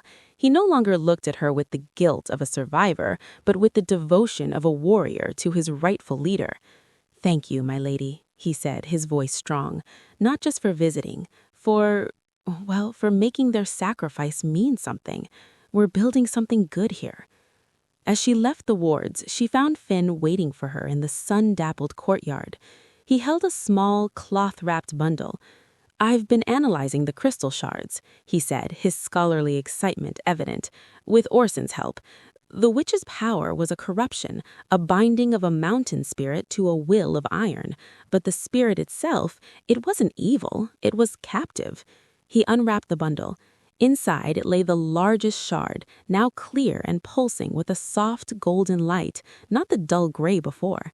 "You freed it, your song. It was a song of liberation, not destruction. The spirit remembers." He placed the warm crystal in her hand. The moment her skin touched it, she didn't hear a song, but felt a presence, vast, ancient, slow as stone, but warm as bedrock in the sun. It was the heart of the mountain, and it recognized her. An image flashed in her mind, the standing stones not as tools of control, but as places of harmony, where the pack could go to seek wisdom, to feel grounded. "It's offering a new pact," he said, watching her face, "not of service, but of guardianship, a friendship, with you as its interlocutor." The responsibility was immense, but it felt right. The mountain had been used as a weapon. She could make it a sanctuary. She nodded, closing her fingers around the crystal. "We will be good stewards." That evening, a different kind of challenge arrived. A delegation from the still recovering Ironwood clan, led not by the defeated alpha Kalen, but by his eldest son, Theron. He was young, with intelligent eyes, and none of his father's arrogance. He came under a flag of truce, and he bowed low before the round table. "I come to seek a new way," Theron said, his voice earnest. "My father's path brought us only shame and loss. The old magic is broken. We are isolated, and winter approaches. We wish to petition to join the Silverwood Covenant, not as conquered subjects, but as a member pack, under the laws of the Quadrant." It was a moment of profound importance. Acceptance could heal the last wound of the war and solidify the peace. Suspicion could breed a festering resentment for generations. Ilara felt the bond with her princes. Caden's initial distrust, Finn's calculating assessment, Ryland's hopeful gaze. She felt their feelings, a vibrant living tapestry of connection and purpose. She stood. Your father's war is over, Theron. The question is, what do you believe in? Do you believe in pack above self? In justice for the weak? In leading through strength of character, not strength of fear? Theron met her gaze, and she saw the struggle there, the old ways warring with the clear evidence of the quadrant's success. I believe, he said slowly, that my people are starving because we spent our wealth on weapons. I believe the witch's silence choked the joy from our halls. I have seen another way here. I wish to learn it. Alara looked at Rylan, who gave a slight, approving nod. She extended her hand, the silver marks glinting. Then welcome, Theron of Ironwood. You will learn our ways, and we will learn yours. Together, we will ensure no pack in our lands goes hungry, and no spirit is enslaved. Your first lesson starts now. Sit, eat with us. It was a masterstroke. Not a treaty signed in a distant hall, but an invitation to a shared meal. That night, the Ironwood wolves sat at the long tables with Shadowfen and Covenant, the initial stiffness melting under the warmth of food and cautious conversation. Later, under the stars, Caden grumbled good-naturedly, "I still don't trust them." "Nor should you, blindly," Rylan said, "but trust can be built. Alara has given us the chance to build it." Finn smiled. She didn't just offer bread, she offered a seat at the table. It's harder to betray the hand that feeds you and teaches you and treats you as a potential friend. Alara leaned against the wall, watching Theron speaking earnestly with Kaelin. "Everyone deserves a chance to come in from the cold," she said softly, "even those who once carried the storm." The heart of the quadrant was not just ruling, it was healing, and Alara, the once frozen Omega, had become the source of its warmth. A full cycle of seasons turned since the fire. The scarred slopes of the Cascade Wildwood were now quilted with vibrant green saplings, a living testament to resilience. Shadowfen, the new northern capital of the Silverwood Quadrant, thrived. The fortress had softened, its walls now framing bustling workshops, a new school for pups, and open gardens. Alara walked through the morning market with Rylan, her simple gray tunic marked with a subtle four-wolf emblem of their reign. She was no longer followed by guards. She was greeted by name by farmers, weavers, and hunters. A young Omega girl, her eyes bright, ran up and shyly offered Alara a perfect wild-gathered apple. Alara accepted it with a warm smile, and the girl's mother beamed with pride. The moment was a universe away from the contempt she had once known. Their bond was the bedrock of everything. It allowed them to govern with uncanny efficiency, to sense each other's moods and needs, to present a united front that was both formidable and just. Alira's Heart Council, a monthly gathering where any pack member, from oldest elder to youngest pup, could voice concerns directly to the four rulers, had become a beloved institution. It was often messy, sometimes emotional, but it ensured no voice was ever ignored again. The standing stones at the foot of the mountain had been cleansed. Under the gentle guidance of the mountain spirit, the willed wove wildflowers and creeping vines around the monoliths. It was now a place of pilgrimage and peace, where wolves went to seek clarity or simply to feel the steady, ancient heartbeat of the land. The spirit's presence was a gentle background song in Alara's soul, a deep note in the harmony of her bond. One evening, as the first autumn chill painted the leaves with fire, the four of them stood together at the high balcony of the restored Great Hall, looking out over their domain. Lights twinkled in the cabins below, smoke curled from chimneys, and the distant howl of a happy pup carried on the wind. "It's working," Caden said, a note of quiet wonder that was rare for the warrior prince. He wasn't looking at defenses, but at the scene of domestic peace. "The data's conclusive," Finn agreed, a genuine smile touching his lips. "Trade is up, birth rates are healthy, conflicts are down 90% from the reports of Jackson's time. Even the Bloodfang are becoming tolerable neighbors. They've started farming." Rylan's hand found Alara's, their fingers intertwining, the silver bands on their wrists clicking softly together. "We set out to secure border and break a curse," he said, his silver eyes reflecting the starlight. "We built a kingdom instead." Alara leaned to his side, feeling the solid warmth of Caden on her other side, Finn's calm, observant presence just behind them. The symphony of their bond was full and rich, a melody of protection, strategy, wisdom, and at its center, her own theme of compassionate strength. "We didn't build it alone," she said, her voice thick with emotion. "Every wolf down there built it with us. They chose to hope, to trust, to rebuild."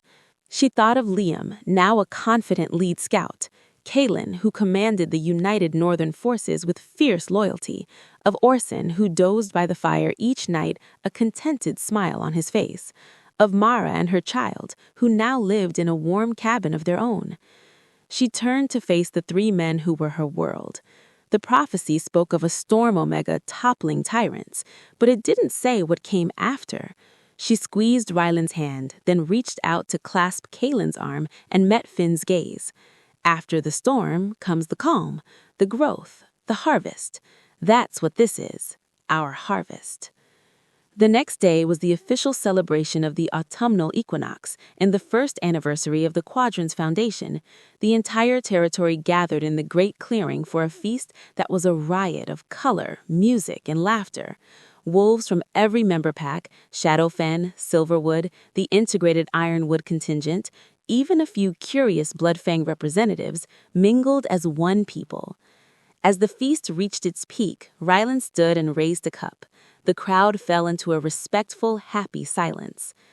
"A year ago," he began, his voice carrying easily, "this land was broken by fire, ruled by fear, and divided by old hatreds.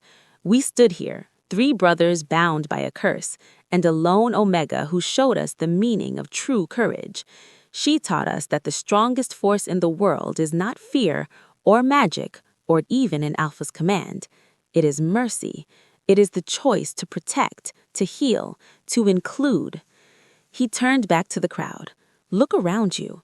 This joy, this peace, this unity is her victory. It is our victory, together. So let us toast to the Silverwood Quadrant, to peace, to the future." The roar that erupted shook the very trees. As the cheers subsided, a new sound arose. It started with a single clear voice from the Shadowfen choir, a melody Alara recognized. It was the pure, resilient note she had sung against the witch, but now it was woven into a complex, beautiful harmony, joined by other voices, by drums, by flutes. It was a song of the land, of recovery, of 4 wolves who ruled as one. The Song of the 4 Wolves. Alara listened, tears of sheer, unadulterated joy streaming down her face. Caden put a heavy, comforting arm around her shoulders. Finn placed a hand on her back. Ryland stood before her, his own eyes shimmering, and offered her his hand. "Dance with me," he said, not as a command, but as an invitation to share in the joy they had created. And there, under the canopy of golden leaves and a sky deepening to twilight, the 4 rulers of the new age danced. Not a courtly dance, but a simple, joyous movement to the music of their people. Alara danced with each of her princes in turn, their bond thrumming with a happiness so profound it felt like light itself. She'd pulled wolves from a burning forest, not knowing the last 3 were lost kings. In saving them, she had saved herself. In building with them, she had found her family, her purpose, her home. The fire was a memory. The storm had passed, and in the clear, calm dawn it left behind, Alara, the Omega, the heart, the queen, was finally, completely, and forever happy.